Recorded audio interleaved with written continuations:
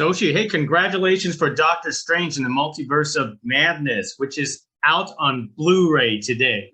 Yesterday, yes. Thank you. Hey, so tell us about the audition process for America Chavez. What story did they give you and told you that what you were auditioning for? Oh yeah. I mean, it was just supposed to be a girl, talking to these two guys. But I could kind of tell it was something, magical sense because they had the word sorcerer and stuff. And I was like, looks, I don't know, it seems a little Doctor Strange like, because I was a fan of the Marvel Cinematic Universe. So I'd already known about, Doctor Strange.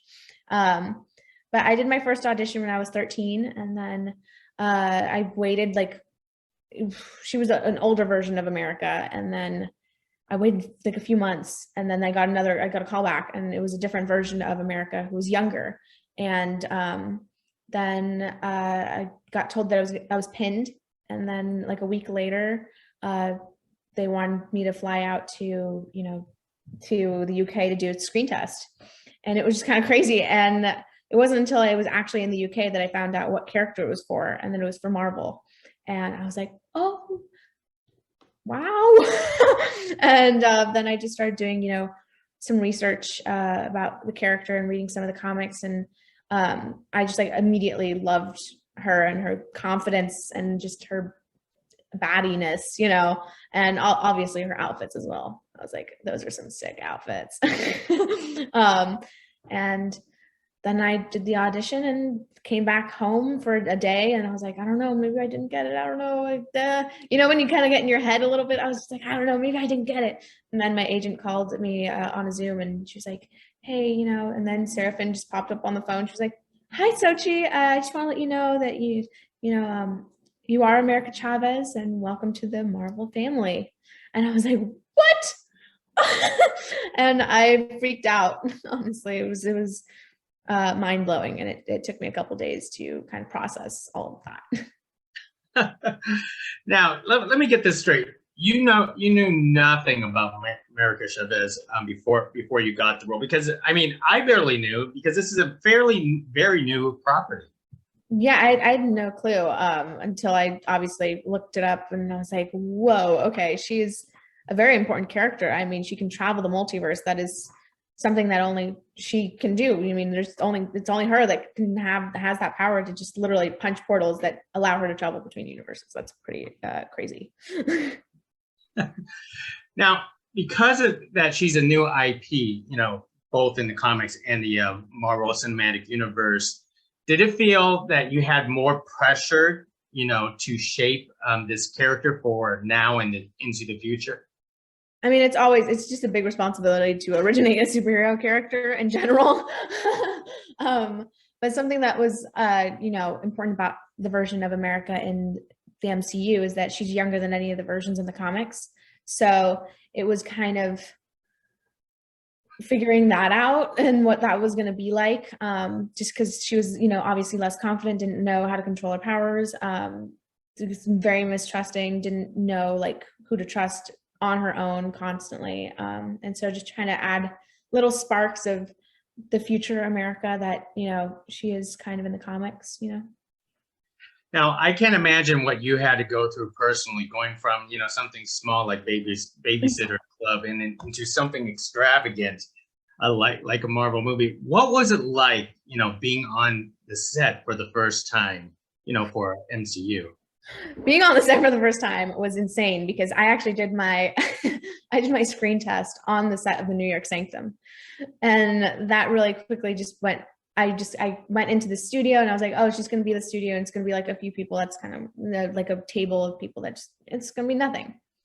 It was like a freaking working set. There was 4 cameras on me. There was a full like 80 crew members. It was like a working film set. And that kind of just really showed me that if that's what their, audition process is like, I just wonder what it's like on the day. And it's a machine. There's so many people there that are there to do their job, for special effects and VFX and there's so much. And also just the fact that there's 3 or 4 units going.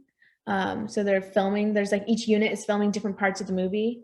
It's just pretty insane. So it's like one unit, you've got, you know, people at the New York streets filming all this stuff of me running down the street getting chased by Gargantos, and then another unit is filming stuff at Camartage and then the battle scene, and then another unit is filming stuff with Wanda, and then another unit is just filming like insert shots and stuff like that, which is, I mean, when you really think about it, it's just that's insane. Wow, that doesn't actually sound pretty crazy. So how do you handle your own stunt work in this, you know, in these enormous sets and green screens or actual sets? Yeah, I mean, you'd also be surprised at how much of those, you know, things that you'd think are green screen are actually real. I didn't realize until a few days ago when I posted that photo of me, Benedict, and Xochitl standing in front of the statue for his birthday post that people didn't realize that the statue was real. And it's like, yeah, everything on that New York street was real, which is a little insane. But no, for the stunts, I did almost basically all of them, except ones where America was like thrown into a wall. Obviously, I didn't do that because that would hurt. But yeah, I mean, preparation is key, and also having, you know, great people who are your stunt doubles, who are there to kind of walk you through it.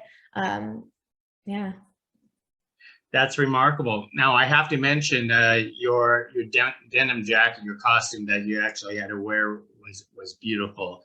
Talk about donning that costume and wearing that lapel pin proudly throughout the entire movie. Yeah, I mean, I remember when I first put on the jacket, it was when we were first doing our like fittings and stuff, it was like mainly what was important was finding pants that you could run and do stuff. And so I just remember me like wearing all these different kinds of jeans and different colored jeans that were like different styles, and me just like running up and down and jumping up and like making sure that I like, especially also with the jacket, that I was able to like punch and like run around and like how like high and all that. And but then when I really looked at it, you get to see so much about the jacket that is kind of hidden, you know, how much there's like, the jacket is kind of America's diary in a sense. You know, she wrote poems and there's little doodles and the little drawings and stuff and little notes because that's kind of like her diary. It's the only thing that she kind of has with her that she's been able to take along with her the entire journey of traveling the multiverse. And, you know, having the pride pin it's not only the fact that it's like right in front and it's right here, but it's also in the back. So any back shots of her, there's also a flag on the back, which is just, I'm like, yes, please, thank you. I don't suppose you kept a replica or they gave you one or anything like that.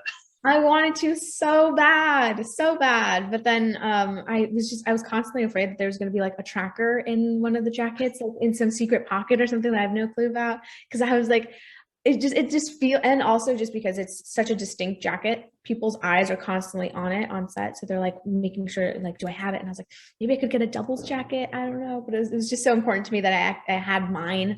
So maybe later on down the road. Who knows?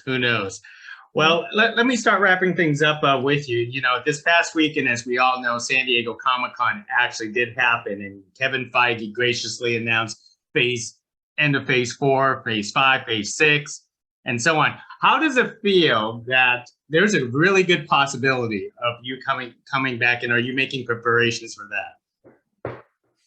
I mean, I remember when he was announcing the fact that he was announcing phase 6 that was just pretty mind blowing. I mean, and there's a few titles in there that aren't named yet, so I'm just fingers crossed that maybe Young Avengers or something. You know, and it's exciting the fact that obviously multiverse saga as well. That I can't really hide the fact that America's powers are traveling the multiverse. So all I can do is just fingers crossed, you know.